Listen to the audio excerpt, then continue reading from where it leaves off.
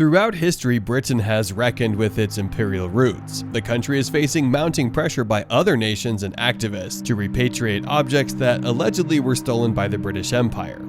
From the late 16th century to the 20th century, the British Empire established colonies, dominions, and protectorates across the globe, asserting itself as the largest empire in history at its peak. Although British rule brought with it some aspects of modernization to the nations it colonized, it also stood in the way of self-governance, democracy, and equality for all under the law. Many cultural artifacts now on display at museums in Britain were looted from colonized people. Well, welcome to Mega Luxury. Before we begin, make sure you subscribe and turn on the notification bell so you don't miss amazing videos from us. Here are the cultural artifacts that the British took from their original lands. Let's see. The Benin Bronzes. The Benin Bronzes at the British Museum. Kingdom of Benin, now modern-day Nigeria, proudly boasted several thousand bronze sculptures that adorned the royal palace, dating back to the 13th century. But in 1897, the British Empire sent troops on a punitive expedition to punish Benin rebels, who retaliated against imperial power. The Empire's soldiers sacked and looted the city, bringing an end to the Kingdom of Benin. More than 900 historic objects from the former kingdom, including more than 200 bronze plaques, ended up in the British Museum, now part of its collection of contested objects. Since gaining independence in 1960, Nigeria has sought the return of the bronzes on several occasions. Although the British Museum has agreed to loan the Benin Bronzes to Nigeria, it has not gone so far as to agree to fully return them. The museum is committed to active engagement with Nigerian institutions concerning the Benin Bronzes, including pursuing and supporting a new initiatives developed in collaboration with Nigerian partners and colleagues, the British Museum wrote on its website. Parthenon Marbles. Selections of Parthenon marbles on display at the British Museum. Parthenon marbles, also known as the Elgin marbles, are another source of heated debate over repatriation for the British Museum. The marbles, which depict festival goers celebrating the birthday of the goddess Athena, and centaurs and lapiths engaged in battle, were taken from the Parthenon in Greece between 1801 and 1805. Greece had been ruled by the Ottoman Empire for nearly 400 years since 1453. Lord Elgin, the British ambassador to the empire, had successfully petitioned to remove about half of the remaining sculptures from the Parthenon's ruins. But Greece has since contested these rights. These objects were taken during the Ottoman Empire, and so the question is, did the Ottoman Empire have the legal and moral authority to allow Lord Elgin to take these objects of great cultural significance back to England? Okiki Agulu said. The British Museum has refused to return the marbles, calling its removal from the Parthenon a creative act. The Rosetta Stone. The Rosetta Stone, which resides in the British Museum, is regarded as a monumental object that enabled researchers to decipher and understand the cultures and history of ancient Egypt. The stone was originally taken from Egypt by Napoleon Bonaparte, who is widely accredited for opening up the country to the rest of Europe and fueling Egyptomania in the 19th century, according to Okeke Ugulu. The British then took the Rosetta Stone after they defeated the French in 1815. The Rosetta Stone has been another cultural object at the center of calls for restitution, though some experts believe the British Museum is unlikely to relinquish one of its most famous acquisitions. The Koh-i-Noor, the crown of Queen Elizabeth. Sitting at the top of the velvet and platinum crown of the Queen of England is the Koh-i-Noor, one of the largest cut diamonds in the world. Meaning the Mountain of Light, the jewel originally adorned the Mughal peacock throne. It changed hands several times among warring factions until it was ultimately handed over to Queen Victoria after the British annexation of India in 1849. Because its bloody history involves much fighting between men, the Koh-i-Noor has become wreathed in superstition that it's a jinx for men, and so is only passed on to women in the British royal family.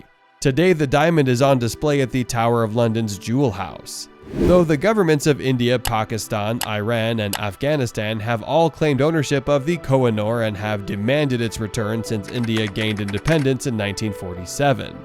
The British government has rejected these claims, arguing that the gem was legally obtained. Maori heads. Decapitated, dried, and tattooed Maori heads are on display at the various European museums, including the British Museum. The Maori used chisels to carve into man's skin, then filled the grooves with ink. The famous Ta Moko facial tattoos represented high social status in Maori culture, and decapitated and dried heads played an important part in Maori sacred ceremonies. But when the Europeans landed in New Zealand in 1770, these Maori heads became nothing more than curios and items for trade. The Maori heads are part of the colonial collection of human remains, so-called trophy heads that you still find in many museums in Europe, Okeke Ogulu told Insider. Collecting and displaying human remains was allegedly in the name of science, but it was also a means of showing proof of conquering subjugated peoples, according to Okeke Ogulu. In recent years, New Zealand has worked to repatriate these ancestral remains, though some are still held by museums. Saartjie Sarah Baartman. Saartjie Sarah Baartman was a Khoikhoi woman who was taken from South Africa to London, where she was exhibited as a freak show attraction in the 19th century. She was given the name Hottentot Venus, which used a derogatory colonial-era term for the indigenous Khoikhoi people. When Baartman was 16, her husband was murdered by Dutch colonists, and she was sold into slavery to a trader. In 1810, Baartman was said to have signed a contract with a British physician, who was her master's friend, and was taken to Europe to be paraded around for her large bottom. She became the subject of scientific interest and radicalized eroticism. Even after her death in 1815, Baartman's remains were displayed in a museum in Paris for decades. It wasn't until 2002 that President Nelson Mandela successfully negotiated for her remains to be returned to South Africa and given a proper burial. Maqdala Manuscripts. The Maqdala Manuscripts are religious texts that were taken from Ethiopians by the British after the Battle of Maqdala. In 1868, a British expeditionary force laid siege to the mountaintop fortress of Maqdala, resulting in the capture of more than 1,000 predominantly religious manuscripts that were carried on the backs of 15 elephants and hundreds of mules back to Britain, according to Atlas Obscura. 350 of those manuscripts ended up in the British Library. Yet, many of these manuscripts are not readily available to the public. You could think of them as imprisoned, with very little access to the outside world. Why do they keep these objects they can't even display, when that's the primary mandate of museums? Okeke Ogulu said. There is no intellectual reason why these objects should remain in Britain, when these are objects of great cultural significance and have powerful functions in Ethiopian Christian religious rituals. In 1999, the Association for the Return of the Maqdala Ethiopian Treasures, AFROMET, was formed with the mission of returning looted items back to Ethiopia.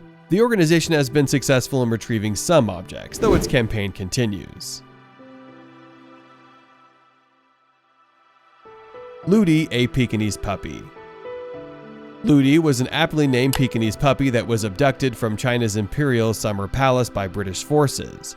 During the Second Opium War in October 1860, British and French troops looted the palace and came across the dog.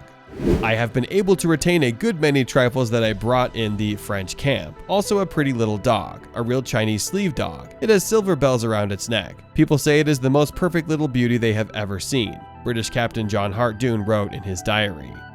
He presented the puppy to Queen Victoria for her royal collection of dogs, and the Queen named her Looty after how she was acquired. Looty was shunned by the Queen's other dogs for her oriental habits and appearance, and lived in Windsor Castle until she died in 1872. What do you think of these artifacts that the British have kept with them and not returned for a long time? Let us know in the comment section below. If you enjoyed this video, I'm sure you're going to love to watch our video about the 10 ancient invention techniques that we still can't quite reproduce on our channel. Make sure to click the subscribe button for future notifications and never miss our videos. Thanks for watching. We'll see you in the next video. Till then, stay tuned.